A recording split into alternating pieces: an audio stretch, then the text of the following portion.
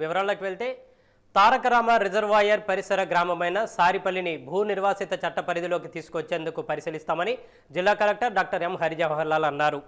Project నిర్మాణం నిమిత్తం భూసేకరణ చేసిన కోరాడపేట, తోటాడపేట, ఏటి అగ్రహారం గ్రామాల మాదిరిగానే సమీపంలో ఉన్న సారిపల్లి గ్రామానికి కూడా అన్ని ప్రయోజనాలు కల్పించేందుకు R&R పరిధిలోకి తీసుకొచ్చేందుకు పరిశీలిస్తామని పేర్కొన్నారు. తారకరామ రిజర్వాయర్ భూ నిర్వాసితుల సమస్యలపై సమీక్షించేందుకు ఈరోజు కలెక్టర్ తన ఛాంబర్ల సమావేశం నిర్వహించారు. ఈ సందర్భంగా కలెక్టర్ మాట్లాడుతూ సారిపల్లి గ్రామాన్ని R&R పరిధిలోకి తీసుకునే విషయాన్ని పరిశీలిస్తామని, అక్కడ ప్రజలకు న్యాయం చేస్తామన్నారు. అక్కడున్న మొత్తం 1400 కుటుంబాలకు గతంలో చేసిన సర్వే లెక్కల ఆధారంగా ఆర్థిక ప్రయోజనాలు కల్పిస్తామని పేర్కొన్నారు. నివాస స్థలాలు ఇచ్చే అంశాన్ని కూడా పరిగణలోకి తీసుకుంటున్నామని, నిబంధనల మేరకు అన్ని చర్యలు తీసుకుంటామని స్పష్టం చేశారు.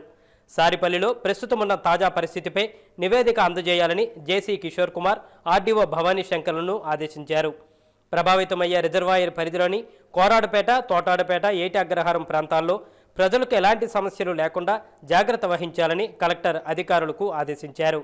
సారిపల్లి గ్రామం ప్రాజెక్టు పరిధిలో రానప్పటికీ అక్కడ ప్రజలు పడుతున్న ఇబ్బందులపై, సమస్యలపై పరిశీలన చేసి PIF జాబితా పరిధిలోకి తీసుకొచ్చేందుకు చర్యలు తీసుకుంటున్నామని వెల్లడించారు. గత కమిటీ ఇచ్చిన నివేదికను పునఃపరిశీలన చేసి తదుపరి చర్యలు తీసుకుంటామని పేర్కొన్నారు. అలాగే పునరావాస చట్టం 2005 ప్రకారం కాకుండా 2013 చట్టం ప్రకారం ఆర్థిక సహాయం అందించాలని ఎమ్మెల్యే బొడకొండ అప్పలనాయుడు చెప్పగా, వీలుంటే తప్పకుండా పరిశీలించి చర్యలు తీసుకుంటామని కలెక్టర్ బదులిచ్చారు. వీలైనంత త్వరగా ప్రభుత్వ పరంగా వచ్చే ఆర్థిక ప్రయోజనాలను సారిపల్లి గ్రామ ప్రజలకు అందజేయాలని, భూ నిర్వాసిత జాబితాలోకి తీసుకొచ్చి అక్కడ ప్రజలకు న్యాయం చేయాలని, భోగాపురం విమానాశ్రయ నిర్మాణ ప్రాంతంలో మరడపాలెం, పోలిపల్లి గ్రామాలకు చెందిన మరొక 40 మందిని నిర్వాసిత జాబితాలో చేర్చాలని ఈ సందర్భంగా నెల్లిమర్ల ఎమ్మెల్యే బొడకొండ అప్పలనాయుడు కోరారు. ఈ సమావేశంలో జేసీ కిషోర్ కుమార్, డిఆర్ఓ గణపతిరావు, ఆర్డీఓ భవానీ శంకర్, సాగునీటి పారుదల శాఖ, రెవెన్యూ శాఖ అధికారులు పాల్గొన్నారు.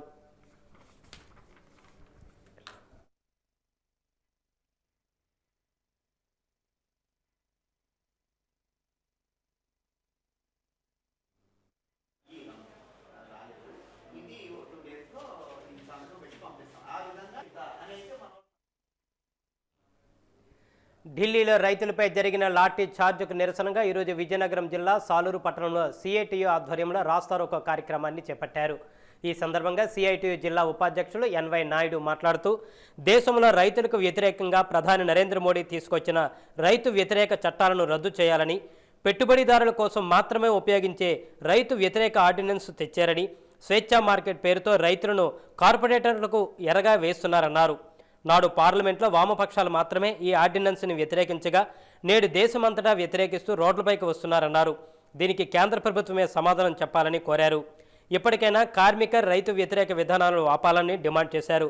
లేదంటే రానున్న రోజుల్లో అన్ని సంఘాలను కలుపుకొని పెద్ద ఎత్తున ఆందోళన చేస్తామని, దీనికి పూర్తి బాధ్యత ప్రభుత్వం వహించవలసి వస్తుందని హెచ్చరించారు. పార్లమెంట్లో వ్యవసాయ చట్టాలు చేశారు, రైతుల్ని దగా చేసే చట్టాలు అవన్నీ. మరి ఈరోజు పార్లమెంట్లో మంది బలం ఉందని చెప్పేసి గతంలో ఆ చట్టాలు అమలు చేయించుకున్నప్పుడు CPM, CPI వాటి వ్యతిరేకంగా వాణి వినిపించాయి. మరి ఈరోజు అవే చట్టాల మీద రైతులకు జరిగే అన్యాయం మీద ప్రశ్నించడం కోసం మొత్తం దేశమంతా రైతాంగం రోడ్ల మీదకి వచ్చింది. ఏదైతే రైతులకు వ్యతిరేకంగా ఉన్న చట్టాలని వెంటనే రద్దు చేయాలని, ఆర్డినెన్స్ రద్దు చేయాలని నిన్న మొన్న దేశవ్యాప్తంగా రైతాంగం పార్లమెంటుకు బయలుదేరారు. వాళ్ళ మీద విచక్షణారహితంగా బాష్పవాయుగోళాలు, టీర్ గ్యాస్, వాటర్ క్యాన్లతో లాఠీ చార్జీలు చేయడం, దీన్ని CITగా తీవ్రంగా ఖండిస్తున్నాం. ఈ దేశానికి వెన్నెముక రైతు, ఈ దేశానికి ప్రజలందరికీ మొత్తం సమస్త వానికి అన్నం పెట్టే రైతాంగం మీద నరేంద్ర మోడీ ప్రభుత్వం కక్ష కట్టింది. ఈరోజు పార్లమెంటు వేదికగా బయట కూడా దాడి చేస్తుంది. యావత్ సమాజం కూడా రైతాంగానికి అండగా ఉండాలని చెప్పేసి CITU కోరుతుంది. రైతుల మీద జరిగినటువంటి దాడిని నిరసిస్తూ ఈరోజు రాష్ట్ర వ్యాప్తంగా కూడా CITU రైతాంగానికి మద్దతుగా నిలుస్తూ దాడిని ఖండిస్తున్నాం. గ్రామీణ ప్రాంతాలలోని రైతులకు వ్యవసాయ సాగు, పంట ఉత్పత్తులపై అవగాహన కల్పించేందుకు VAలు దోహదపడతారని వ్యవసాయ శాఖ JD M ఆశాదేవి తెలిపారు. ఈరోజు వారి కార్యాలయంలో గ్రామ సచివాలయం ద్వారా ఎంపికైన అభ్యర్థుల సర్టిఫికేట్స్ వెరిఫికేషన్ చేసిన అనంతరం అభ్యర్థుల యొక్క మెరిట్ ప్రాతిపదికన నియామక పత్రాలు కూడా అందజేశారు. అనంతరం ఆమె వాజీ న్యూస్తో మాట్లాడుతూ, జిల్లాలో 498 VAలు అవసరం ఉన్నప్పటికీ 428 మంది తొలి విడతగా ఎంపికయ్యారని, ఇప్పుడు రెండో విడత మరో 45 మంది ఎంపికయ్యారన్నారు. వీరంతా గ్రామాలలో ఉండే రైతులకు వ్యవసాయం సాగు చేసేందుకు మెలకువలు తెలియజేసి పంట ఉత్పత్తులు పెరిగే విధంగా కృషి చేస్తారన్నారు.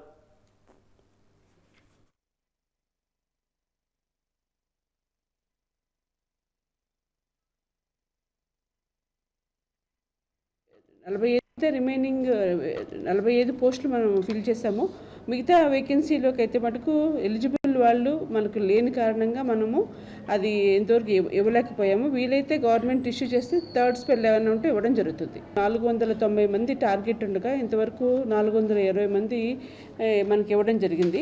ఇప్పుడు ఈ రిమైనింగ్ వాళ్ళు కొత్తగా రావడం వల్ల ఫీల్డ్ లెవెల్లో అండ్ గ్రామ స్థాయిలోనే వ్యవసాయ విఏఏలు ఉండడం వల్ల మనకి గ్రామస్తులకు కానీ ముఖ్యంగా రైతులకి ఈ ప్రొక్యూర్మెంట్ విషయము, ఈ క్రాప్ బుకింగు, ఏదైతే ఎన్ఎఫ్ఎస్ఎంలు ఉన్నాయో వ్యవసాయ పరంగాను ఉన్న అన్ని కార్యక్రమాలకి వీళ్ళు బాగా ఉపయోగపడతారు. కాబట్టి ముఖ్యంగా మన యాప్స్ విషయంలోనూ వాళ్ళు మంచి ఎకనాలజ్మెంట్ ఉన్న నాలెడ్జ్ ఉన్న అభ్యర్థులు కాబట్టి ఇబ్బంది ఏమీ లేకుండా బాగా పనిచేస్తారని ఆశిస్తున్నాం. రైతులు అన్నదాతలపై ఢిల్లీలో బీజేపీ ప్రభుత్వం అరాచకంగా వ్యవహరించిందని సిఐటియు నాయకుడు జి అప్పలసూరి ఆరోపించారు. ఢిల్లీలో రైతులపై జరిగిన దమనకాండకు నిరసనగా సిపిఎం ఆధ్వర్యంలో ఆర్టీసీ కాంప్లెక్స్ వద్ద ధర్నా కార్యక్రమాన్ని నిర్వహించారు. ఈ సందర్భంగా ఆయన మాట్లాడుతూ రైతులకు వ్యతిరేకంగా పార్లమెంటులో వ్యవసాయ బిల్లులను కేంద్ర ప్రభుత్వం ఆమోదించిందన్నారు. రైతులపై అన్యాయంగా బాష్పవాయువులు విడుదల చేశారని విమర్శించారు. రైతులకు న్యాయం జరిగేంత వరకు పోరాటం చేస్తామని హెచ్చరించారు. రైతుల సంక్షేమం ఆలోచన చేయాల్సిన కేంద్ర రాష్ట్ర ప్రభుత్వాలు వారికి అన్యాయం చేస్తున్నారని ధ్వజమెత్తారు. వారి సమస్యలు పరిష్కారం అయ్యేంత వరకు పోరాటం చేస్తామని హెచ్చరించారు.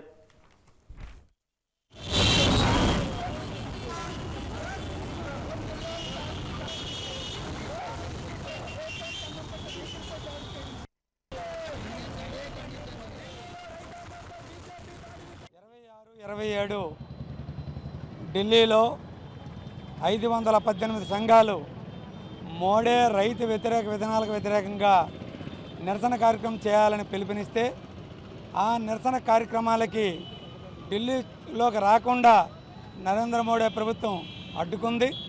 అడ్డుకోవడమే కాదు, రోడ్డును తవ్వేసి కంటైనర్లు పెట్టి మొత్తం లాఠీచార్జ్ చేసి వాటర్ పెరంగలు ఉపయోగించి బాష్పవాయు గోళాలు ఉపయోగించి రైతుల ఉద్యమాన్ని విచ్ఛిన్నం చేయాలని ప్రయత్నం చేసింది. దానికి నిరసనగా ఈరోజు సిఐటియు ఆల్ ఇండియా కమిటీ పిలుపు మేరకు అన్ని జిల్లా కేంద్రాల్లో, మండల కేంద్రాల్లో నిరసన తెలియజేయాలని పిలుపులో భాగంగా విజయనగరంలో ఈ నిరసన కార్యక్రమం తెలియజేస్తున్నాం. నరేంద్ర మోడీ గారు అత్యంత అప్రజాస్వామికంగా పరిపాలన సాగిస్తున్నారు.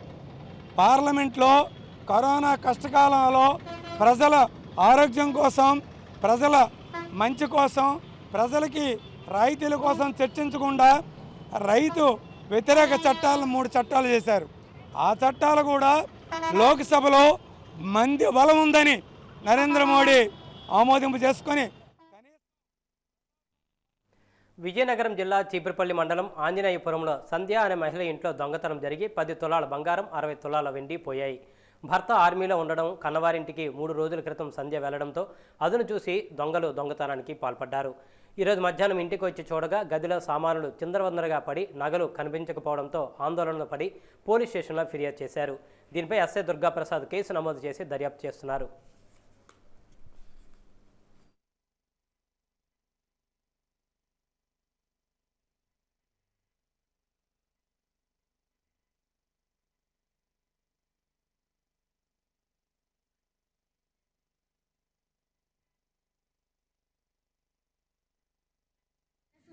సార్ అమ్మ కాలేదని అట్టిండి వచ్చేసరికి లాక్ చేస్తుంది డోరు. పాప నేను పుష్ చేస్తుంటే రావట్లేదు సార్. అంతలోకి మా నాన్న వచ్చారు. మా నాన్నతో తీపించాము. సుత్తో కొట్టేసరికి లోపల లాక్ చేస్తారు. గట్టికి కొట్టేసరికి ఓపెన్ అయ్యింది. ఓపెన్ అయిన తర్వాత ఇంకా చూసి షాక్ అయ్యాం సార్.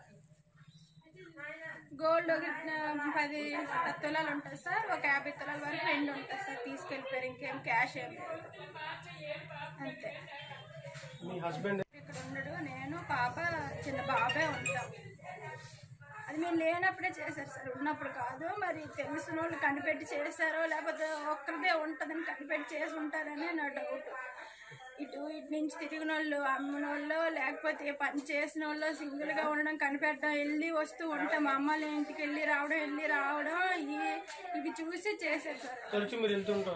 వెళ్ళి వస్తూ ఒక 2 days వెళ్ళడం, మళ్ళీ రావడం, 2 days వెళ్ళడం, అలా లాక్ చేస్తుండడం, ఎవరో కనిపెట్టి చేశారు. మరి లేదు సార్, అస్సలు బయట ఇంకేదో వదిలేసి వెళ్ళిపోయినా అసలు ఎవరు ఏం పోయేది కాదు అసలు. అంటే ఒకసారి గ్లాస్లో ఎఫ్ఐ గారిది అప్పుడు బైక్లో పెట్రోల్ కొట్టారు, అదే విన్నాను. తర్వాత ఇదే విన్నాను మా ఇంట్లో జరగదు. సాలూరు వ్యవసాయ మార్కెట్ యార్డ్ వద్ద ధాన్యం కొనుగోలు కేంద్రాన్ని ఈరోజు అంచనాల కమిటీ చైర్మన్, సాలూరు శాసనసభ సభ్యులు పీడీకే రాజన్న ద్వారా ప్రారంభించారు. ఈ సందర్భంగా ఎమ్మెల్యే మాట్లాడుతూ రైతుల కష్టం తెలిసిన ప్రభుత్వం వైఎస్ఆర్ ప్రభుత్వమని, తన తండ్రి రైతుల కోసం 2 అడుగులు ముందుకేస్తే జగన్మోహన్ రెడ్డి 10 అడుగులు ముందుకేస్తున్నారని, ఆర్థికంగా రాష్ట్రం ఇబ్బందుల్లో ఉన్నప్పటికీ రైతులు ఇబ్బంది పడకూడదన్న ఉద్దేశంతో రైతు భరోసా కేంద్రాలు పక్కనే గోదాములు నిర్మించామని ఆయన పిలుపునిచ్చారు. ఈ కార్యక్రమంలో రైతులు, వ్యవసాయ మార్కెట్ కమిటీ సభ్యులు, సిబ్బంది, వైఎస్ఆర్సీపీ నాయకులు సామాజిక దూరం పాటిస్తూ పాల్గొన్నారు.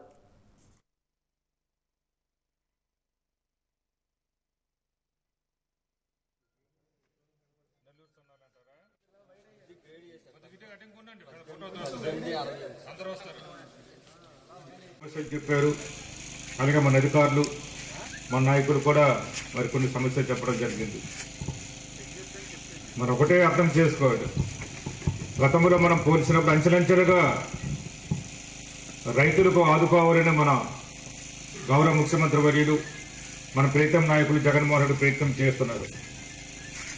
మీరు టీవీకి చూసిన వాళ్ళు, పేపర్ చదివిన వాళ్ళు మీరు చూస్తుంటారు. తెలంగాణలో మొక్కజొన్న కొండం లేదు, పంట యోధని చెప్పారు, వేస్తే కొండం లేదు తెలుసు. పంట వేస్తే మీరు అమ్ముకోమని చెప్పారు, మేమైతే మేము కొనలేమని చెప్పారు. తెలంగాణలో ధాన్యాన్ని కూడా టోకెన్స్ ఇచ్చారు. మీకు టోకెన్స్ కోసం తన్నుకోవడాలు పెట్టారు. రైతు భరోసా డబ్బులు ఇస్తున్నారు, 13,500 కాదు. అది కాకుండా రైతు భరోసా కేంద్రాలు మళ్ళీ పెడుతున్నారు. ఈ రైతు భరోసా కేంద్రాన్ని ఇప్పుడు మనం కట్టమని చెప్తున్నాం. మన నాయకులు కానీ ఎవరు కడతామని అక్కడికి ఇస్తామని చెప్తున్నాం. రైతు భరోసా కేంద్రం ఎవరికి పెడితే రైతు కష్టాలు అక్కడికి వెళ్తారు. రైతు భరోసా కేంద్రంతో చెప్పుకుంటారు. ఇక్కడికి ప్రతి ఒక్కరు ఇక్కడికి రావక్కర్లేదు. అలాగే ప్రతి రైతు భరోసా కేంద్రంలో కూడా పక్కన ఒక గోడౌన్, ఆ గోడౌన్స్లో తీసుకొచ్చి మీరు సరుకులు పెట్టుకోవచ్చు. ఏ పంట సరుకు అయినా సరే రేట్ వచ్చినప్పుడు అమ్ముకోవచ్చు. మీరే స్టాక్ పెట్టుకుంది, మీరు ఈ గ్రామంకి అనుకోండి. వ్యవసాయ సమస్యల నుంచి రైతులకు సుభిక్షంగా ఉంటారు. భారతదేశంలో రైతుకున్నంత కష్టాలు ఇంకెవరికీ ఉండవు. అన్ని కష్టాలు రైతుకే వస్తాయి. మాకు కొద్దిగా భూమి ఉంది కానీ మేము వ్యవసాయం చేస్తున్నాం కాబట్టి నాకు తెలుసు. నా చిన్నప్పుడు మా పుట్టక మీద 150 ఎకరాలు ఉండేది. ఇప్పుడు అది లేదనుకో చెప్తున్నాను.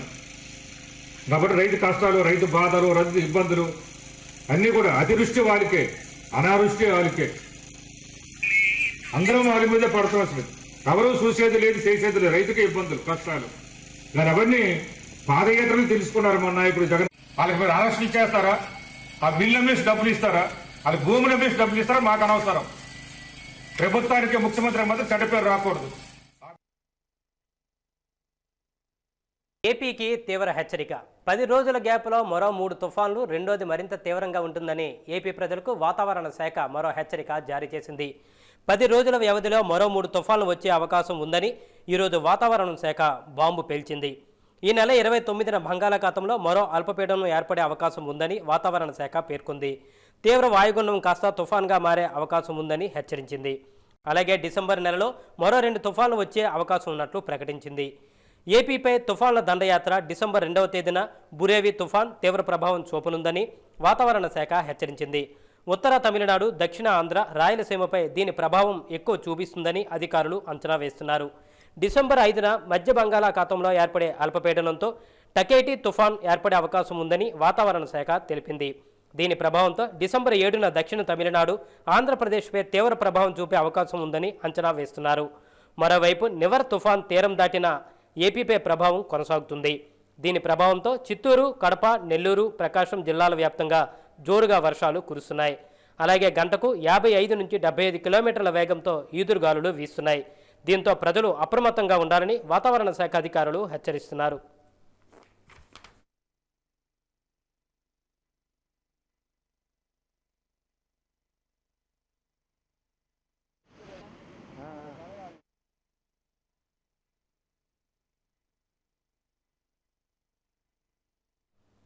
చీపురుపల్లి నియోజకవర్గంలో గిరిజనులకు తీవ్ర అన్యాయం జరుగుతోంది. గొర్ల మండలంలోని దేవుని కనపాక గ్రామ పంచాయతీ రెవెన్యూ పరిధిలో సర్వే నెంబర్ 10, 16, 49, 3, 6ల సర్వే నెంబర్ల గల స్థలంలో గిరిజనులకు పట్టాలు ఇచ్చి ఉన్నారు. కానీ ఆ భూమిని ఇప్పటి వరకు గిరిజనులకు అధికారులు చూపించలేదు. ఈ భూమి మెరకముడిజాం గొర్ల మండలాల సరిహద్దులో ఉండడం వలన ఏ భూమి ఎక్కడ ఉందో తెలియని పరిస్థితి. దేవుని కనపాక గిరిజన రైతులు 2013 నుంచి తరచూ ప్రభుత్వం వారికి మాకిచ్చే భూమి ఆక్రమణకు గురవుతుందని, అలాగే మిగతా ప్రభుత్వ భూమి కూడా ఆక్రమణకు గురవుతుందని 2013 నుంచి అధికారులకు అర్జీలు పెడుతున్నా ఏ ఒక్కరూ నేటి వరకు స్పందించలేదు. ఈ మధ్యకాలంలో భూస్వాములపై మీడియాలో కథనాలు రావడంతో ఆర్డీఓ ఆ ప్రాంతంకు పర్యటనకు వెళ్లిన సమయంలో ఎటువంటి పూర్తి సమగ్ర విచారణ చేయకుండా, గిరిజనులతో ఎటువంటి విచారణ జరపకుండా చిమ్ముడు అనే గిరిజనులను గొర్ల పోలీస్ స్టేషన్లో 2 రోజుల వరకు ఉంచి ఇది మా పరిధి కాదని అతనిని మెరకముడిదాం పోలీస్ స్టేషన్కు పంపించారు. కేవలం పెద్ద ఆయన నియోజకవర్గం అని అతని మెప్పు కొరకు ఒక గిరిజన్ని బలి చేయడం ఎంతవరకు సమంజసం? ఇప్పటికైనా పెద్ద ఆయన నియోజకవర్గంగాని పేరుగాంచిన చీపురుపల్లి నియోజకవర్గంలోని గిరిజన ప్రజల స్థితిగతులపై, ఆయన చేస్తున్న అభివృద్ధి కార్యక్రమాలను, ఐటీడీఏ నిధుల విచారణపై పెద్ద ఆయన కానీ ఆయన అనుచర వర్గం కానీ తీసుకున్న నిర్ణయాలు కానీ, గిరిజన సంక్షేమ పథకాలు నేరుగా గిరిజనులకే అందేలా చేయాలని, పెద్ద ఆయన నియోజకవర్గంలో ఉన్నామని ఆనందపడాలో లేక బాధపడాలో తెలియని పరిస్థితిలో చీపురుపల్లి నియోజకవర్గ గిరిజనులు ఉన్నారు. ఇప్పటికైనా గిరిజన భూములను ఆక్రమించిన వారిపై కేసులు నమోదు చేసి గిరిజన భూములను గిరిజనులకు పంచి వారికి న్యాయం చేయాలని, అరెస్టు చేసిన గిరిజనులను విడుదల చేయాలని జిల్లా కలెక్టర్కి, ఆర్డీఓకి గిరిజన సంఘం వినతిపత్రం సమర్పించడం జరిగింది.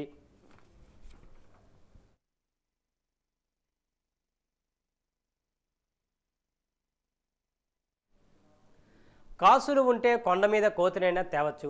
రాజకీయ నాయకుల అండదండలు ఉంటే తిమ్మిని బమ్మిని తిమ్మిని చేసి అమ్మేయవచ్చు అనే పెద్దల సామెతను తూచా తప్పకుండా పాటిస్తున్నారు విజయనగరం జిల్లా కురుపాం మండల నియోజకవర్గం రెవెన్యూ మరియు ఇరిగేషన్ అధికారులు.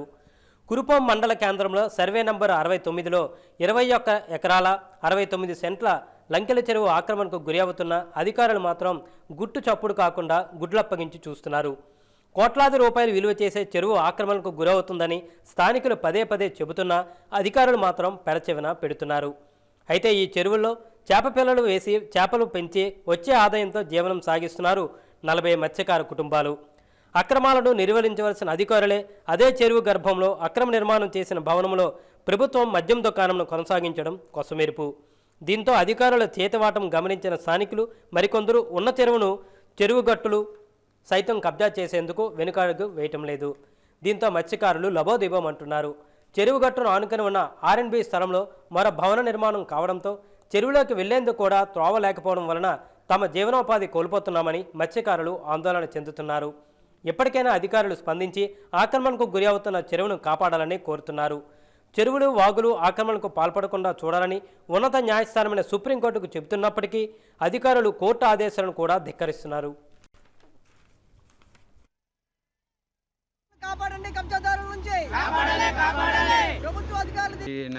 కురుపాం ప్రధాన సిరువైన నంగిల్ చెరువు భూ కబ్జా ప్లేసులు చాలా కబ్జా చేస్తున్నారు. ప్రజెంట్ అయితే ఇది మా జీవనోపాధి. మాకు 40 కుటుంబాలు ఈ చెరువు మీద ఆధారపడి బతుకుతున్నారు. అధికారులు ఎవరు కూడా పట్టించుకోవడం లేదు. అధికారులు పట్టించుకోవాల్సిందిగా మేము కోరుచున్నాం. ఆవాడ్ రోడ్లో నంకిల్ చెరువు మీద ఆధారపడి బతుకుతున్న 40 కుటుంబాలు ఈ చెరువులో చేపలు వదిలి అవి పట్టుకొని అమ్ముకొని డబ్బులు సంపాదించి మా పిల్లలకు పోషించుకునే స్థాయిలో ఇప్పుడు మేము ఉన్నాము ప్రభుత్వం దయ వలన. కానీ ఇప్పుడు ఈ చెరువు ఆక్రమణకు గురవుతున్నది. కనీసం చెరువులోకి వెళ్ళడానికి దారి కూడా లేదు. మేము వెళ్ళడము రావడం అనుకుంటే కిలోమీటర్ పైన దూరం వెళ్ళి చుట్టూ తిరిగి వచ్చి మేము చేసుకోవాల్సి వస్తుంది. కనీసం గవర్నమెంట్ ఇచ్చిన ఆ దారిని కూడా మమ్మల్ని నడనివ్వకుండా చేస్తున్నారు. ప్రభుత్వ అధికారులు దీని మీద దృష్టి సాధించి మమ్మల్ని చెరువులోకి వెళ్ళేటట్టు ఒక నడుచుకునే దారి ఇచ్చేటట్టు మమ్మల్ని ఇస్తారని హృదయపూర్వకంగా కోరుకుంటున్నాం. రాబోయే స్థానిక సంస్థల ఎన్నికలకు కాంగ్రెస్ పార్టీ సిద్ధంగా ఉండేలా బలోపేతం చేసే దిశగా కార్యకర్తలు కృషి చేయాలని కాంగ్రెస్ పార్టీ జిల్లా అధ్యక్షుడు సరగడ రమేష్ కుమార్ పిలుపునిచ్చారు. జిల్లా కాంగ్రెస్ పార్టీ కార్యాలయంలో విస్తృత స్థాయి సమావేశాన్ని నిర్వహించారు. ఈ సందర్భంగా ఆయన మాట్లాడుతూ బూత్ లెవెల్లో కమిటీలు ఏర్పాటు చేయాలని దిశానిర్దేశం చేశారు. కార్యకర్తలు గ్రామస్థాయిలో పార్టీ పటిష్ట చేయడానికి సమీక్షతో పనిచేయాలన్నారు. ఎన్నో ఏళ్ల చరిత్ర ఉన్న కాంగ్రెస్కి పూర్వ వైభవం వచ్చే విధంగా పాటుపడుతున్నామన్నారు. కేంద్ర రాష్ట్ర ప్రభుత్వాలు ప్రజల సంక్షేమాన్ని ప్రక్కన పెడుతున్నాయని ఆరోపించారు. కాంగ్రెస్ పార్టీని జిల్లా నలుమూలలా వ్యాపింపజేస్తామని స్పష్టం చేశారు. ఈ విస్తృత స్థాయి సమావేశంలో కాంగ్రెస్ పార్టీ విజయనగరం ఇన్ఛార్జి సుంకరి సతీష్ కుమార్, డోలు శ్రీనివాసరావు తదితరులు పాల్గొన్నారు.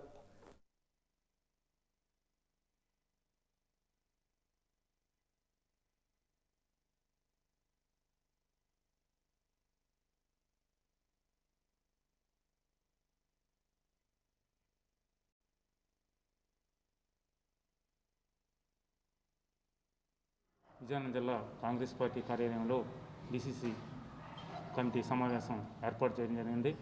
ఇందులో ముఖ్యంగా 3 ఎజెండా మేము పెట్టుకోవడం జరిగింది.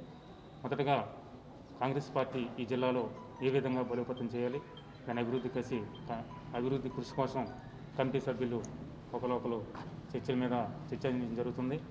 రెండవది, రేపు రాబోయే స్థానిక ఎలక్షన్ కూడా గత నోటిఫికేషన్ ఇచ్చినప్పుడు మార్చి 8వ తారీఖున మేము ఈ జిల్లాలో 25 జడ్పీటీసీలు నిలబెట్టాం. అక్కడక్కడ కొన్ని ఎంపీటీసీలు నిలబెట్టిన పరిస్థితుల్లో కూడా మేము దానికి అభివృద్ధి కృషికి మేము సమీక్షించుకొని మరి తీర్మానం చేసిన తర్వాత మేము ప్రజలకు వెళ్ళే ఉద్దేశంతోనే ఈ కార్యక్రమం ఏర్పాటు చేసాం. మరి అలాగే 3వ అంశం కూడా బూత్ కమిటీలు కూడా ప్రక్రియ ఏర్పాటు చేయడానికి కూడా మీ సమావేశం ఏర్పాటు చేస్తున్నాం. అలాగే ఈరోజు రాష్ట్ర కేంద్ర ప్రభుత్వాలని ఏ విధంగా మేము ఈ జిల్లాలో ఉన్న నాయకులతో ఎదుర్కోగలగాలి, రేపు వచ్చే ఎలక్షన్లో ఏ విధంగా మేము గెలుపుకి సహకరించుకోవాలనే ఉద్దేశంతో ఈ సమావేశం ఏర్పాటు చేయడం జరిగింది. నగరపాలక సంస్థ ప్రాధికోన్నత పాఠశాలలను ప్లాస్టిక్ ఫ్రీ జోన్లుగా ప్రకటించారు. ఈ మేరకు ఉపాధ్యాయులు, విద్యార్థులు తమ పాఠశాలలో ప్లాస్టిక్ వస్తువులను వాడకాన్ని పూర్తిగా నిషేధిస్తున్నట్లు ప్రతిజ్ఞలు చేశారు. స్థానిక కస్బా హైస్కూల్లో ఈరోజు ఉదయం ప్లాస్టిక్ రహిత పాఠశాలగా ప్రకటిస్తున్నట్లు ప్రధానోపాధ్యాయులు శంకర్రావు వెల్లడించారు. విద్యార్థుల అవగాహన కల్పించారు. ఉపాధ్యాయులు విద్యార్థులతో ప్రతిజ్ఞ చేయించారు. ఈ సందర్భంగా ప్రధానోపాధ్యాయులు శంకర్రావు మాట్లాడుతూ పర్యావరణానికి హాని కలిగించే ప్లాస్టిక్ వస్తువులను వినియోగించకుండా చైతన్యం కావాలన్నారు.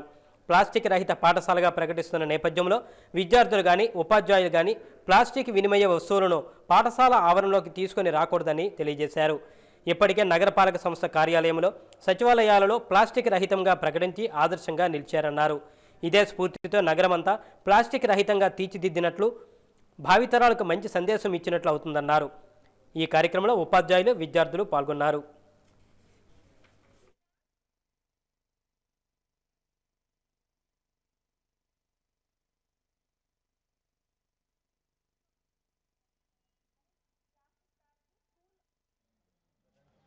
విజయనగరం పట్టణ వాసులుగా పాఠశాలలు, అనేక వీధులు విజయనగరం పట్టణంలో భాగం కాబట్టి విజయనగరం పట్టణంలో పాఠశాలలో కూడా ఒక భాగం కాబట్టి పాఠశాలలు కూడా ఏ విధమైన ప్లాస్టిక్ సంబంధిత పదార్థాలు, వస్తువులు వాడకూడదనే నినాదంతో ఈ రోజు నుండి మనం ఒక కార్యాచరణను ప్రకటించబోతూ ఉన్నాం. మన పాఠశాలలో ఇక నుండి ప్లాస్టిక్ సంబంధిత వస్తువులు వాడబోము అని మనముగా తీర్మానించుకోబోతూ ఉన్నాం.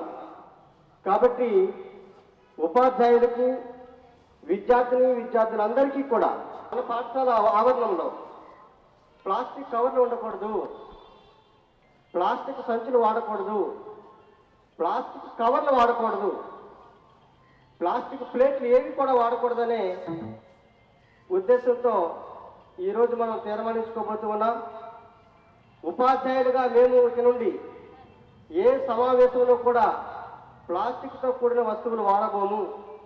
మా వాటర్ బాటిల్స్ కూడా మేముగా మార్చుకుంటాం. మా వాటర్ బాటిల్స్ కూడా ప్లాస్టిక్ బాటిల్స్ మేము తీసుకోము.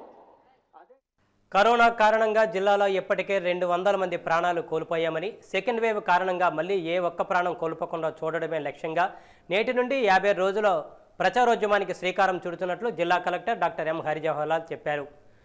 ప్రజలందరినీ కోవిడ్పై అప్రమత్తం చేస్తూ జిల్లాలోకి సెకండ్ వేవ్ ప్రవేశించకుండా నిరోధించడమే లక్ష్యంగా మాస్కే కవచం అన్న పేరుతో అన్ని ప్రభుత్వ శాఖల భాగస్వామ్యంతో ప్రచారోద్యమం నిర్వహించనున్నట్లు వెల్లడించారు.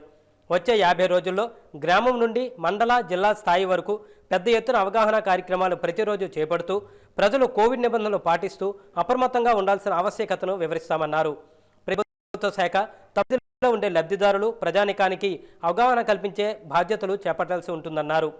శీతాకాలం ప్రారంభం కావడంతో యూరోప్ దేశాలు, అమెరికాతో పాటు దేశంలోని కొన్ని రాష్ట్రాల్లో కేసుల ఉధృతి పెరిగిందని, రెండో వేవ్ వ్యాధి మరింత తీవ్ర చూపుతోందని పేర్కొంటూ సెకండ్ వేవ్లో ఈ వ్యాధికి గురయ్యే వారు త్వరగా మృత్యువాత పడే పరిస్థితులు కనిపిస్తున్నాయన్నారు. అందువల్ల జిల్లా యంత్రాంగ సూచనలు పాటిస్తూ తాము ఈ వ్యాధి బారిన పడకుండా జాగ్రత్త పడాలని కోరారు. 50 రోజుల ప్రజారోద్యమంపై చర్చించే నిమిత్తం ఈరోజు కలెక్టర్ కార్యాలయ సమావేశ మందిరంలో జిల్లా అధికారులతో కలెక్టర్ సమావేశం నిర్వహించారు. వచ్చే ఏడాది జనవరి 15వ తేదీ వరకు ఈ ప్రచారం జరుగుతుందని కలెక్టర్ తెలియజేశారు. ఈ సందర్భంగా కలెక్టర్ మాట్లాడుతూ గ్రామీణ ప్రాంతాల్లో ఈ వ్యాధి ముప్పు పూర్తిగా తొలగిపోయిందనే భావన నెలకొందని, అయితే సెకండ్ వేవ్ తలెత్తే ముప్పును వారికి తెలియజేసి ప్రతి ఒక్కరూ ఈ వ్యాధి సోకకుండా జాగ్రత్తలు పాటించేలా అప్రమత్తం చేయాలన్నారు. కోవిడ్ వ్యాప్తి చెందకుండా చేపట్టాల్సిన 15 అంశాలపై ప్రతి ఒక్కరిలో అవగాహన కల్పించాలని అధికారులకు కలెక్టర్ సూచించారు. ఇందుకోసం ప్రతి ప్రభుత్వ శాఖ తమ ద్వారా చేపట్టే కార్యక్రమాలపై ప్రణాళిక రూపొందించి అందజేయాలన్నారు. కరోనా వ్యాక్సిన్ వచ్చేందుకు మరో 2-3 నెలల సమయం పడుతుందని, అప్పటి వరకు రెండో వేవ్ను అడ్డుకొని ప్రజలు ప్రాణాలను రక్షించాల్సి ఉంటుందన్నారు. జిల్లా యంత్రాంగంలోని గ్రామ వార్డు వాలంటీర్ నుండి జిల్లా స్థాయి అధికారి వరకు ప్రతి ఒక్కరూ మనస్ఫూర్తిగా ఇందులో పనిచేయాలన్నారు. మున్సిపాలిటీల్లో ప్రత్యేక ప్రచార వాహనాలు ఏర్పాటు చేసి కోవిడ్పై అవగాహన కల్పించాలని కలెక్టర్ ఆదేశించారు. జిల్లాలో ఇకపై కేవలం కోవిడ్ నిర్ధారణ కోసం RT-PCR పరీక్షలనే చేస్తారని, ర్యాపిడ్ యాంటీజెన్ పరీక్షలు, ట్రూనాట్ పరీక్షలు ఇకపై చేయబోమని తెలియజేశారు. RT-PCR పరీక్షలు చేసే సామర్థ్యం పెంచే విషయాన్ని పరిశీలిస్తామన్నారు. ముఖ్యంగా పాఠశాల ఉపాధ్యాయుల్లో కోవిడ్పై పూర్తిస్థాయి అవగాహన కలిగించాల్సి ఉంటుందన్నారు. జిల్లా వైద్య ఆరోగ్య అధికారిని డాక్టర్ SV రమణకుమారి 50 రోజుల ప్రచారోద్యమంలో భాగంగా చేపట్టాల్సిన కార్యక్రమాలను వివరించారు.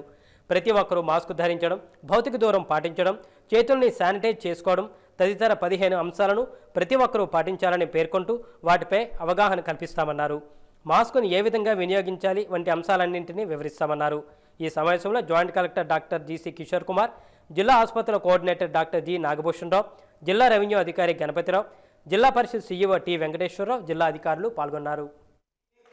ఏ రోజు ఎవరు ఏ డిపార్ట్మెంట్ వాళ్ళు టేకప్ చేయాలి, ఏం చేయాలి, యాక్టివిటీ, డేటు, ఎవ్రీథింగ్ మీకు కమ్యూనికేట్ చేయబోతున్నాం. సో దాని మీద I requested the DMHO to prepare A PPT, power point presentation.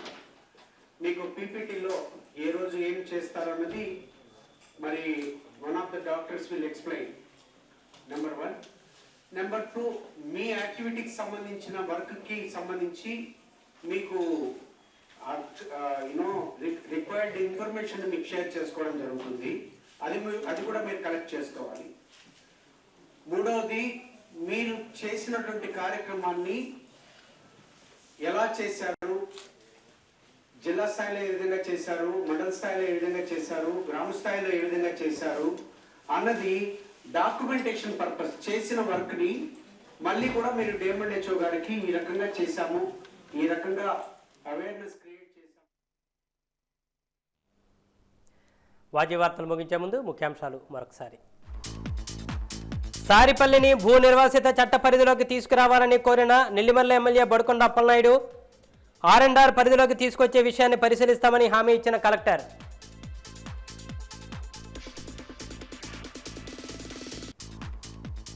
దేశ రాజధాని ఢిల్లీలో రైతులపై దాడులను ముక్తకంఠంతో ఖండిస్తున్న ట్రేడ్ యూనియన్లు, జిల్లా వ్యాప్తంగా నిరసనలు చేపట్టిన CITU కార్మిక సంఘాలు.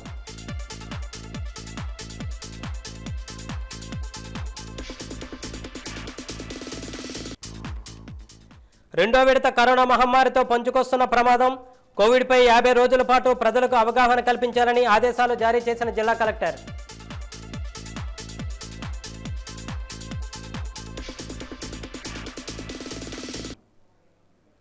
వాజీ వార్తలు ఇంతటితో సమాప్తం. నమస్కారం.